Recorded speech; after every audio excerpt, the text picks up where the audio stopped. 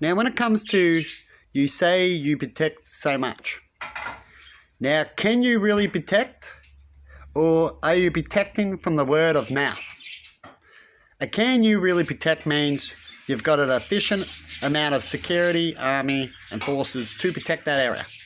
The bigger the area, the more fences, security and arms and forces you will need and money to protect that. Right, everything costs money when it comes to protection. Usually protection doesn't create money unless what you're protecting creates money, right? Which is what superstars use and so on. So protection comes in all sorts of ways. And so when you believe an area has not had anyone around there, some could say it has been protected. Right? But what is protection? Is it because of your forces? Is it because of your word of gander?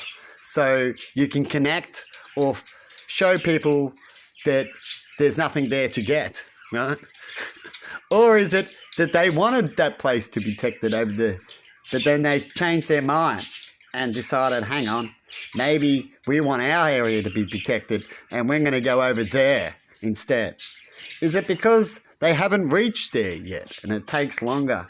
And so when it comes to resources and mining, they keep distance short until necessary. What is protection and how do you know something is protected? And you could say to the world that you are.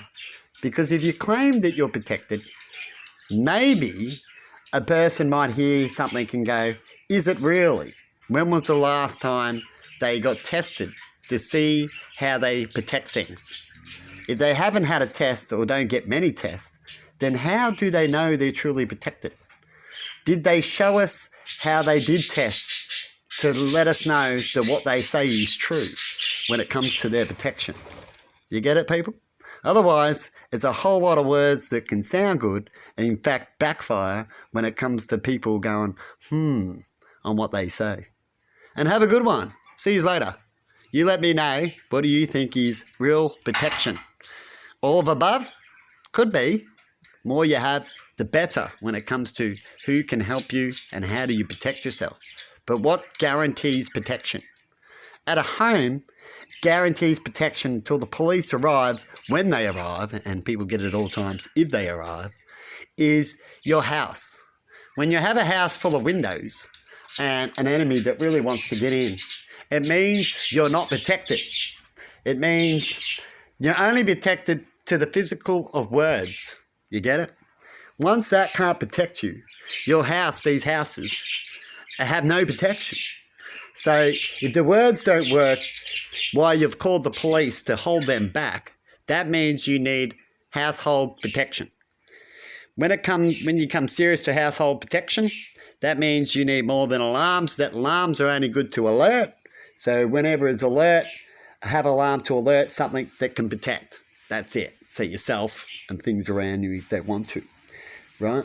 Other than that, they're coming in, you don't have much time.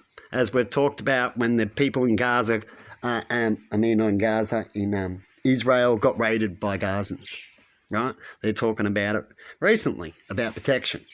If you want true protection, when it comes to, definitely if you live on a border of such a place, you'd be crazy to have windows, wouldn't you? You would have windows with bars, like the Hood did in Detroit in movies a lot. Right? You'd put bars on there because then it makes the window protected a little, right?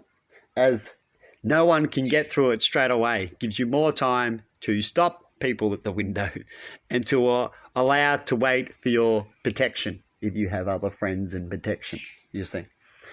If you don't have these things, you're screwed. If you don't have a good, efficient enough weapon that they might just have that's available out there, that's real life too.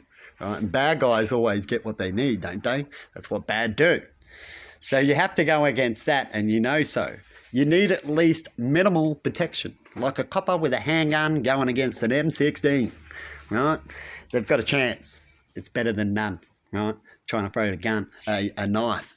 But if you're sticking from a long distance and the dude's going pop, pop, and he's got a little sniper on there, you pretty much got no chances with knives, right? Except your home. So how strong is your home? Is it wooden? Is it brick? And so on. And so when it comes to true protection, you need, if you want a home that's opened up, you need a safe room, as they've talked about. Now, you make sure when you make safe rooms for either bombs or anything is that you should have locks on there. Because usually if you get bombed, that means you've got a high probability if the bombs are successful or they've been around long enough that they're going to have troops afterwards. That has been human war tactics for a long time. So not having a lock or a decent lock and a decent door on a safe room, it just beats the purpose of a safe room, really. It's just another room that's a little bit more stronger and built in a different way for you to may retreat in different circumstances.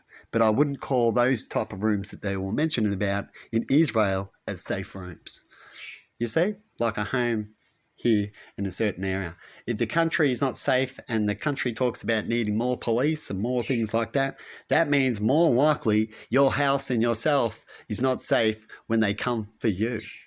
So the very best way to keep yourself in such an area is to not speak and to go hermit and keep yourself safe, which is sad and what we see people do all around the world as the government fails in those areas to keep people safe, right?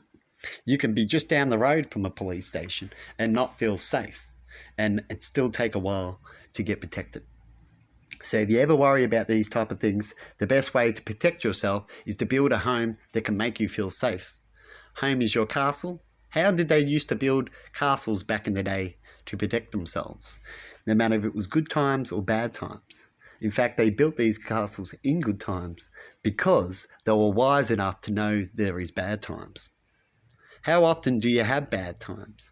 Is things increasing when it comes to danger, or is it decreasing over time? If things are increasing, do you usually prepare for things to get worse, or do you just sit around and wait for it? What's immature actions and what are not when it comes to protection and safety?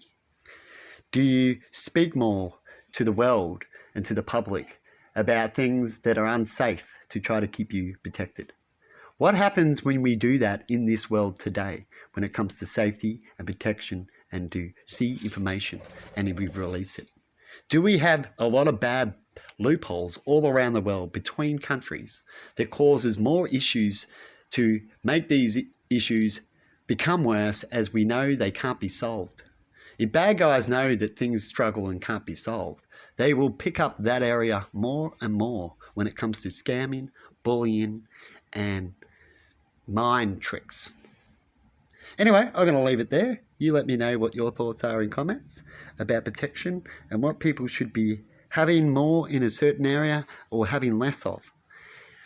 How does a home show how protected a world is? Does a home show how protected that state is? Or does a home just show you the standards of what they're doing around it? Have a good one, and I'll leave it there. Plenty to say.